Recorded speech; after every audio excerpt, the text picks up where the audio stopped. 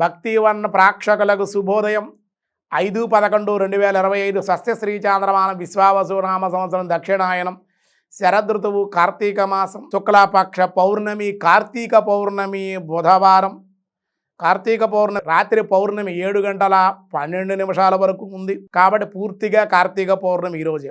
అశ్విని నక్షత్రం ఉదయం 10:16 వరకు, అలాగే వర్జ్యం ఉదయం 6:34 నుండి ఉదయం 8:03 వరకు, రాత్రి 7:13 నుండి 8:43 వరకు కూడా వర్జ్యాలు. దుర్ముహూర్తాలు ఉదయం 11:21 నుండి 12:07 వరకు.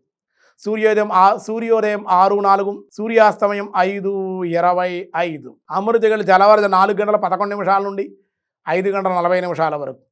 రాహుకాలం మధ్యాహ్నం 12 నుండి 1:30 వరకు రాహుకాలం. శుభ సమయం ఉదయం 7 నుండి 8 వరకు శుభకాలం. సాయంత్రం 4:30 నుండి 5:30 వరకు కూడా శుభకాలం. సిద్ధియోగం మధ్యాహ్నం 12:59 చాలా అనుకూలం. భద్రకరణం ఉదయం 8:25. భవ రాత్రి 7:12 వరకు. భవ ఉదయం 6:02 వరకు. ఈరోజు కార్తీక పౌర్ణమి. విశేషంగా శివకేశవుల యొక్క ఆరాధన. విష్ణాలయంలో స్వామికి వైకుంఠ దీపోత్సవం చేస్తారు. శివాలయంలో కార్తీక దీపోత్సవం చేస్తారు. నదీ తీరాల్లో దీపోత్సవాలు అనేటువంటి బహిరంగ ప్రదేశంలో చేయకూడదు. దేవాలయంలో కానీ, విష్ణాలయంలో కానీ, శివాలయంలో కానీ, నదీ తీరాల్లో కానీ చెయ్యాలన్నమాట. అలాగే జ్వాలాతోరణం అంటే మనకు యమలోకానికి వెళ్లకుండా ఉండడం కోసం అక్కడ జ్వాల ఒకటి ఉంటుంది. ఆ జ్వాల దాటుకుని వెళ్ళాలి. శివాలయంలో ఈరోజు రాత్రి జరిగే జ్వాలాతోరణాన్ని దాన్ని జ్వాలాతోరణం అంటారు.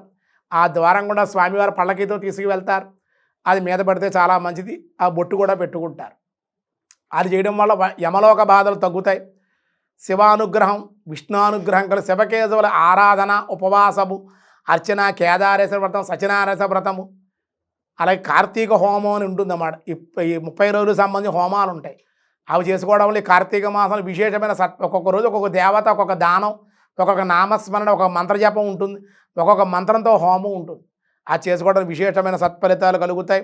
కార్తీక పౌర్ణమి కావడం వల్ల భక్తివన్ తెలుగు వన్ తరపున మీ అందరికీ కూడా భారతీయులకి, ప్రవాస భారతీయులకి కార్తీక పౌర్ణమి శుభాకాంక్షలు, శుభ ఆశీస్సులు. ఏ స్వల్పంగా దాన ధర్మాలు చేసినా ఈరోజు విశేషమైన సత్ఫలితాలు కలుగుతాయి. ఈరోజు దినారంభ చక్రంలో ముందుగా మేషరాశి సాంఘిక కార్యక్రమాల్లో పాల్గొంటారు. దేవాలయ దర్శనాలు మేలు చేసే అవకాశం ఉంది. శివాలయ దర్శనం మేలు చేస్తుంది మీకు. వృషభ రాశి వారికి ఈరోజు దేవాలయ దర్శనాలు, భగవద్ ఆరాధన మేలు చేస్తుంది. శివాలయ దర్శనం, జ్వాలాతోరణంలో పాల్గొనడం వల్ల మీకు చాలా అనుకూల ఫలితాలు ఉంటాయి. మిథున రాశి వారికి ఈరోజు కొత్త కార్యక్రమాల శ్రీకారం చుడతారు.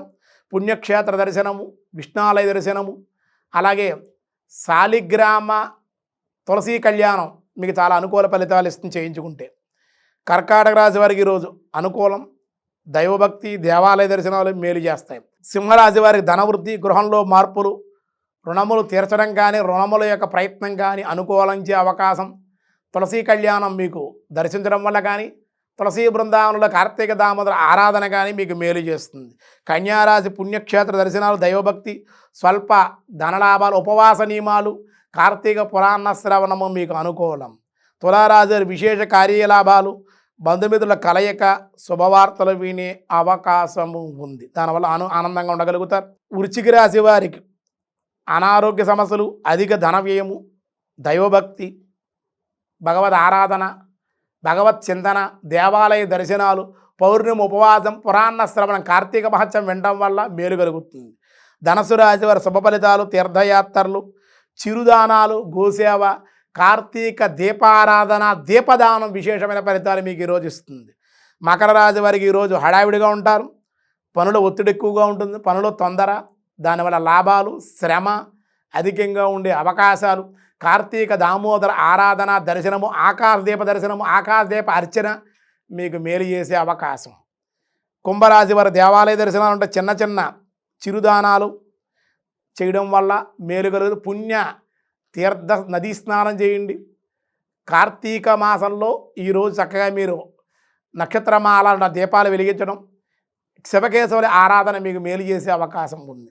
మీనరాశి వారికి పుణ్యక్షేత్ర దర్శనము, విశేష లాభాలు, కార్యానుకూలత, నిరుద్యోగులు శుభవార్తలు విని ఒక సంతానం ద్వారా ఆనందం, శుభవార్తలు ఉంటాయి. వీరికి అనుకూలంగా ఉండాలంటే మీనరాశి వారు ఈరోజు శివాలయ దర్శనం, విష్ణాలయ దర్శనం, అలాగే సత్యనారాయణ వ్రతం ఆచరించుకోవడం కానీ, కార్తీక పురాణాన్ని వినటం వల్ల కూడా మీకు మేలు కలిగే అవకాశం ఉంది.